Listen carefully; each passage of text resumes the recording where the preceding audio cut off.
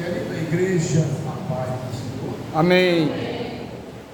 Agradecemos a Deus na manhã desse dia. Eu já quero fazer os meus sinceros agradecimentos a Deus, né? Mas agradecer ao pastor da igreja, bem como toda a membresia da igreja. Aleluia. Por ter aceitado eu estar aqui. Poderia Glória ser a Deus. outro que estivesse aqui pregando lá de um outro estado, de um nome mais famoso. Por que eu? Então eu já devo agradecer a Deus pela aceitação de estar convosco aqui. Eu tenho pressa para retornar, porque hoje eu tenho que avisar, organizar a vigília de sábado, a nível de superintendência, aquela vigília do projeto Mandoqueu, que ela circula por toda a superintendência e hoje será anunciada que no sábado será na igreja de Jacamais. Por conta disso, eu preciso estar na igreja à noite. Eu vou correr muito, mas Deus vai estar comigo. Glória a Deus, aleluia. Muito bem, então, as esposas têm uma certa preocupação com os maridos, com razão, porque além de eu correr o tempo todo, o mês todo, a semana toda, e correr 500 quilômetros de ontem para cá, 250 para ir, 250 para voltar, são 500 quilômetros. Mas quem vai rodar é o carro, não é eu? Aleluia. Estou tranquilo, não é, irmão? Louvado seja Deus. Deixa eu dizer uma coisa antes de ler a palavra. Escapou alguma coisa ontem que eu não falei.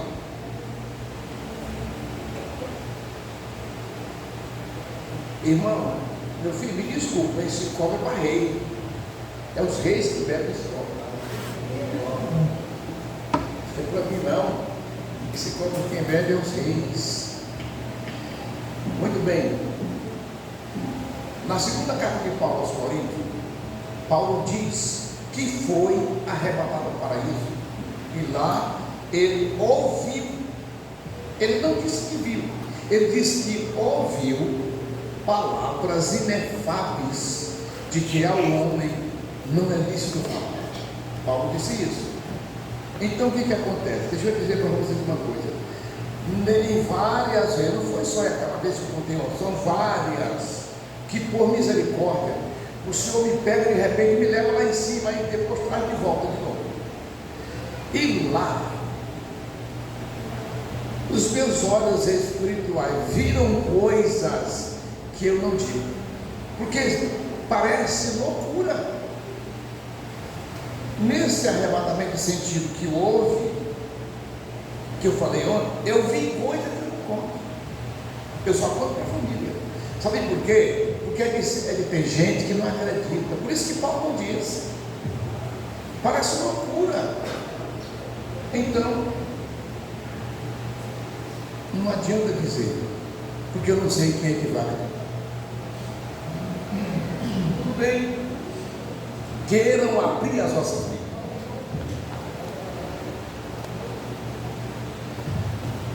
Primeiro Reis, capítulo 17 de 1 Reis.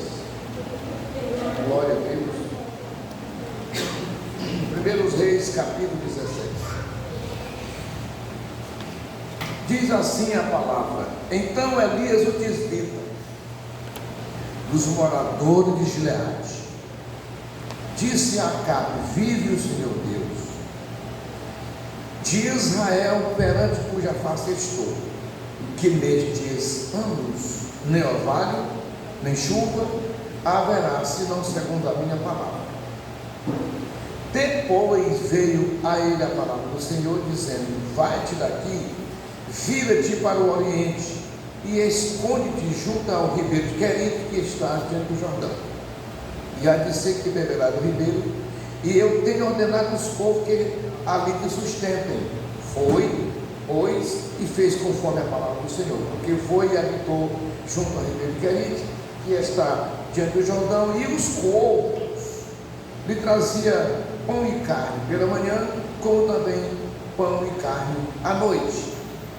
E sucedeu que o ribeiro, passado o dia, o ribeiro se secou, porque não tinha havido chuva sobre a terra. Quantos podem dizer amém? Amém. Glória a Deus. Queridos, ontem Deus nos levou a trazer uma palavra, tomando como base de fidelidade, que é o tema da festa, a vida de um jovem lá da velha aliança, que por conta da sua obediência e fidelidade, ele alcançou, ele galgou uma posição bem elevada. José do Egito galgou uma posição que ele não esperava, talvez ele não esperasse aqui.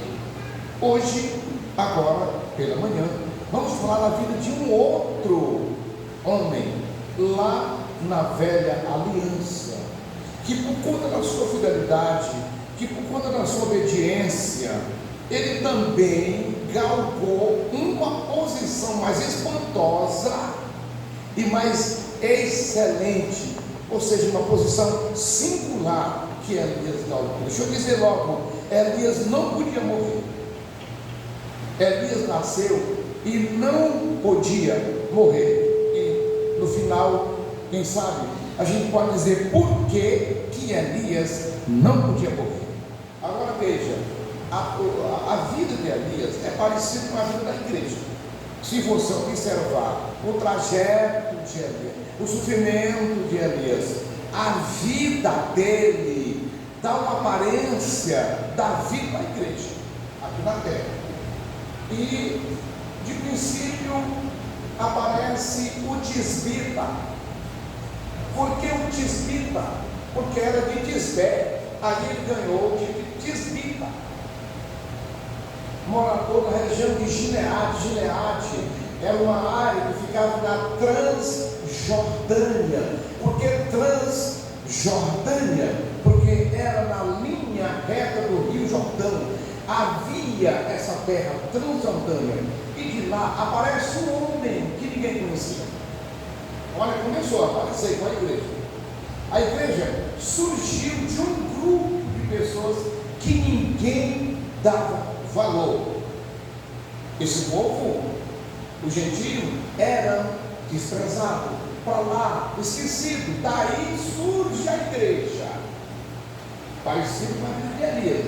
Elias, ninguém sabe de que família ele era, ninguém sabe, na verdade, os pais de Elias. Eu estudei a vida de Elias, procurei, rastreei a vida de Elias um pouco. Elias, ninguém sabe nem a descendência dele. A única coisa é que ele era da Transjordânia. Aí de repente aparece o Elias. Para quê? Para confrontar com o pior rei de Israel. E ele vai. Quando ele chega lá, que entrega a mensagem, Elias não era aquele profeta que estava preparado. Elias estava iniciando o seu ministério profético. E agora começa iniciando com uma mensagem tão forte: enfrentar o rei Acabe, o pior rei de Israel. E ele vai. Agora imagine, ele chega sempre na frente do palácio. Havia uma guarita e o guarda ficava para proteger o rei, de maneira que o guarda, para deixar que alguém trazer, tinha que levar a pessoa até o rei, era examinado para poder chegar até lá. Imaginem, Elias chegou, um desconhecido, e diz: olha, eu tenho uma mensagem para o rei. Quem é você? Eu sou Elias, e eu vim aqui para entregar uma mensagem para o rei. Vamos lá. E ele vai. Quando ele chega lá, está lá o rei do trono. Ele vai dizer o seguinte: olha, é assim, a mensagem é essa, rei.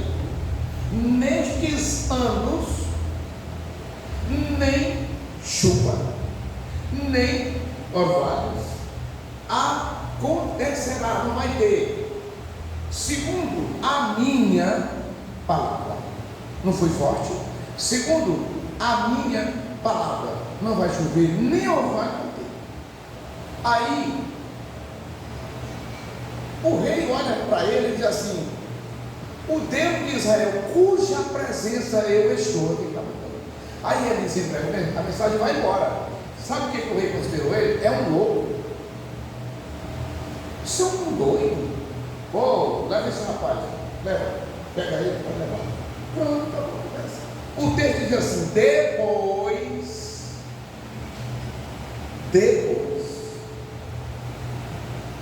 veio a palavra do Senhor a ele, dizendo: vai-te daqui, até o ribeiro de Querite, esconde, porque Acabe procura te matar. Já pensou Deus mandar um servo se esconder? Mas é com Deus. Deixa com ele. Significa dizer que Acabe ouviu isso e disse: é um maluco, só que chegou o meio do inverno, cadê a chuva? Aí alongou e cadê a chuva? E o inverno vai passando e cadê a chuva? Aí ele lembrou que um dia um doido chegou perante o palácio e falou aquelas palavras: reúne seu povo perante Deus. Vocês sabem quem foi aquele doido? Um disse: eu sei quem é. Quem é? Elias o Tisbita, morava lá em Gileade. Pois então vamos pegar ele. Vamos pegar ele, porque eu estou sofrendo, não tem chuva, o gato está morrendo, o povo está sofrendo. Então pega ele.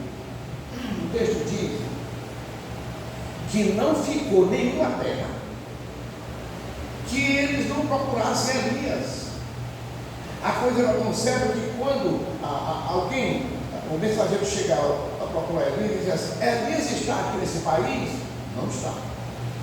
Pois assina aqui um termo de responsabilidade, porque se ele aparecer depois aqui e o rei souber, vocês vão pagar o preço. Assina aqui que Elias não está. Toda a terra foi procurado Elias. Sabe onde ele estava?